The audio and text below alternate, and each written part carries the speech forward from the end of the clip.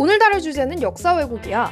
요새 역사 왜곡 관련해서 엄청 핫한 이슈들이 줄기차게 터졌지. 대표적인 게 얼마 전 뜨거운 감자였던 조선구마사. 환각 증세를 보이는 태종이 죄 없는 백성들을 무참히 학살한다거나 그 당시 있지도 않은 바티칸 신부들에게 중국 음식을 대접한다거나 여러모로 심각한 역사 왜곡이 한두 가지가 아니었어. 역사 왜곡을 이유로 드라마가 폐지까지 가는 초유의 사태가 벌어졌었어. 그런데 역사 왜곡은 요즘 반짝 떠오른 주제가 아니지. 우리나라 사람들은 역사 왜곡에 민감할 수밖에 없어. 왜냐하면 이웃이라는 두 나라가 역사 왜곡의 달인들이거든. 일본과 중국이 벌이는 온갖 날조와 왜곡에 우리나라 역사는 끊임없이 시달렸어. 먼저 일본. 일단 일제강점기 때부터 살펴보자. 일제는 식민 통치를 정당화하려는 목적으로 조직적인 역사 왜곡을 일삼았어. 조선사 편수회라는 기관을 만들어서 조선사란 책을 내기도 했지. 요상한 결론을 내려놓고 입맛에 맞는 정보들만 끼워 맞추는 거야. 쉽지. 우리나라 역사학자들도 가만히 있진 않았어. 박은식의 한국통사, 신채호의 조선상고사, 백남문의 조선사회 경제사 등 일제의 식민사관을 반박하는 훌륭한 저작들도 많이 나왔지. 현대에 와서도 일본의 역사 왜곡은 계속되고 있어. 가장 큰 문제는 일본이 제국주의 시절 벌였던 수많은 만행들을 반성은커녕 없었던 일로 만들려고 하고 더 나아가 자기들에게 유리한 방향으로 역사를 조작하려는 데 있어. 램지어 교수의 논문같이 말이야. 피해자분들이 정말 오랜 시간 동안 사죄를 요구하고 있는데도 말이지. 최근에 일본 우익단체가 만든 역사교과서가 검정을 통과했다는 사실 들었어? 독도는 일본의 영토라는 주장이 포함되어 있고 위안부 관련 내용은 대폭 축소되었대. 거기다가 앞서 말한 식민사관의 유산 중 하나 임나 일본부설의 내용이 들어있다고 해. 임나 일본부설은 4세기부터 6세기까지 일본이 가야에 일본부라는 기관을 두고 한반도 남부를 식민지배했다는 주장이야. 주로 근거로 일본 최초의 역사서 일본서기의 기록과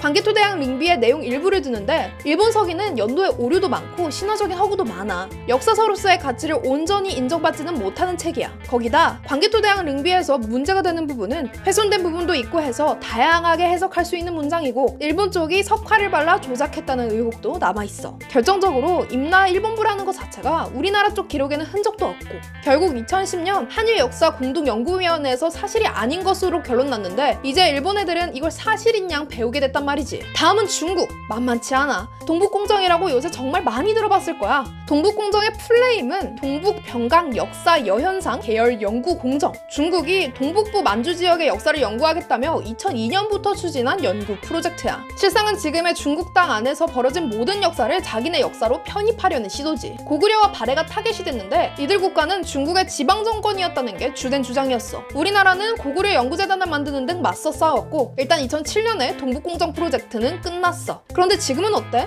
김치, 한복, 삼계탕 등 의식주 문화뿐만 아니라 한글, 아리랑, 태극기, 심지어 윤동주 시인에 이르기까지 중국은 지금 온갖 것들을 자기네 거라고 빠득빠득 우기고 있어. 또 항미원조라고 해서 한국전쟁이 미국의 침략이고 중국은 이에 맞서 한국을 도와준 것이라며 근현대사까지 왜곡하고 있지. 동북공정은 별의별 영역으로 확대되고 있어. 문원리에 말도 안 된다고 해서 웃고 넘길 일은 아닌 게 차이나머니가 미디어에 서서히 침투하고 있잖아. 조선구마사, 빈센조처럼 콘텐츠에 은근슬쩍 중국을 집어넣으면 우리야 눈에 잘 띄겠지만 잘 모르는 외국인들에게는 그게 우리나라 역사고 문화가 되겠지. 자, 이런 상황이니 우리나라 사람들이 역사 왜곡에 촉각을 곤두세우는 것도 어찌 보면 당연하지. 근데 뭔가 놓친 건 없을까? 더 생각해볼 거리는? 어떻게 생각해 다들? 도대체 왜 우리 주변 국가들은 역사 왜곡을 못해서 안달인 걸까?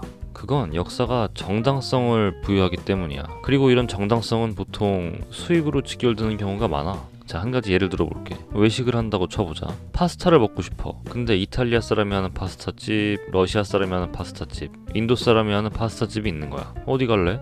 당연히 역사와 전통을 자랑하는 이탈리아 식당으로 가지 않겠어? 중국의 김치, 삼계탕 다 자기네 거라고 우기는 게 그게 그냥 우리 기분 나쁘라고 하는 게 아니야. 나중에 자기들이 더 팔아먹으려고 하는 거지. 일본도 마찬가지야. 그 주구장창 자기들이 뭐 피해자네 징징대고 위안부는 자발적이었다 이런 말도 안 되는 헛소리를 하잖아? 그건 자신들의 잘못을 인정하는 순간 배상을 해야 되기 때문이고. 그런데 우린 아직 그 심각성을 잘 모르는 것 같아. 뭐 아닌 걸 자꾸 우기니까 상대할 필요가 없다고 생각하는 건지 모르겠는데 그러면 안 돼. 이건 하나의 전쟁이야. 이미 싸우고 있는 거라고. 상대가 반칙을 쓴다고 가만히 있을 거야? 이 전쟁에 심판은 없어. 역사란 그런 거야. 역사적 사실은 이 전쟁에 그렇게 중요하지 않아. 상대는 사실에 관심이 없거든. 우리가 설득해야 할 대상은 참관인들이야.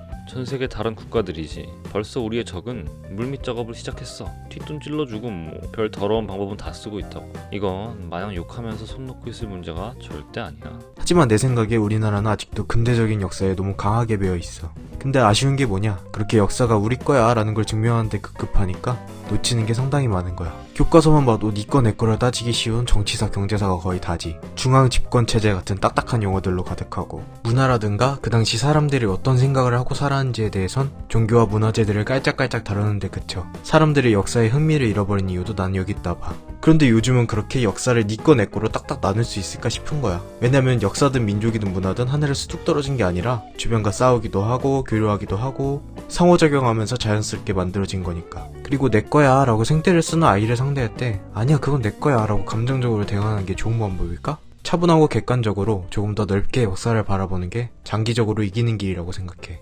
단편적인 팩트들을 가져와 알맹이 없는 반박을 하는 것보다 다양한 시각으로 깊이 있게 이해해서 역사를 진정한 우리 것으로 만드는 것부터 시작해야 되지 않을까? 그래, 너희 말이 맞아. 다른 나라 사람들은 이 역사가 누구의 역사인지 관심도 없고 역사를 진정한 우리 것으로 만드는 거 중요하지.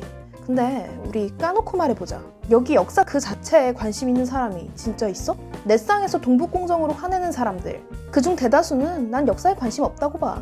그 사람들이 우리 역사를 지키고 싶어하는 사람이라기보다는 국뽕이라면서 우리나라 역사 추켜 세우고 치고받고 싸우는 걸 좋아하는 키보드 워리어일 뿐이야.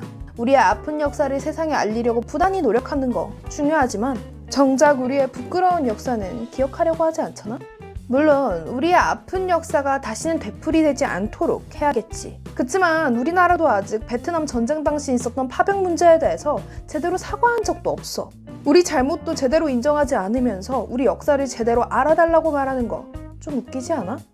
그렇게 우리 역사를 지키자고 말하는 사람들 중에 자의로 우리나라 박물관이라도 한번 가본 사람이 있기는 할까?